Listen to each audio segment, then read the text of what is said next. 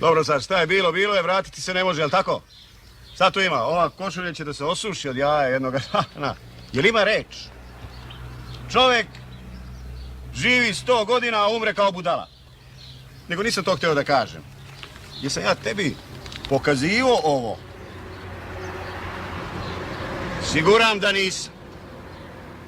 Ovo ti je velika srpska narodna lira sa 2000 pesama.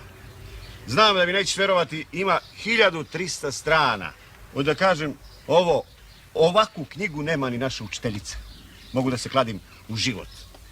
Tu ima raznih pesama, za razne prilike, mislim, ima ove vojničke, pa ima rodoljubne pesme, pa onda svatovske, pa pobožne, pa domoljubne, pa o prirodi i njenim divotama i o njenim strahotama, pa onda o ljubavi, pesama o vinu i tako dalje, dodolske, koledarske. Nego, sad sam htio da kažem, ovo. Ima jedna pesma koju sam zapamtio od detinjstva, pa hoću da vam je pročitam. Jova ružu kroz sviralu viče, Jova svira pa ružu doziva. Ajde ružo da čuvamo ovce, ja ću ovce, a ti ćeš jagance. A na tomu ruža kao odgovara.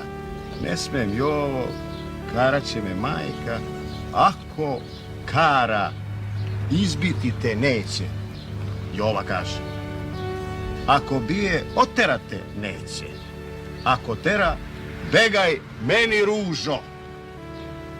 Kod mene su dvori otvoreni u ponoći kao usred dana. Sevdi diko, ubilo te moje sevdisanje, a i uzdisanje. Danas nema više takih knjiga. Zato ja pazim i čuvam ko oči u glavi. Da se razumemo, dobro su i ove vaše pesme danas, samo mislim, jake su. Mnogo su jake.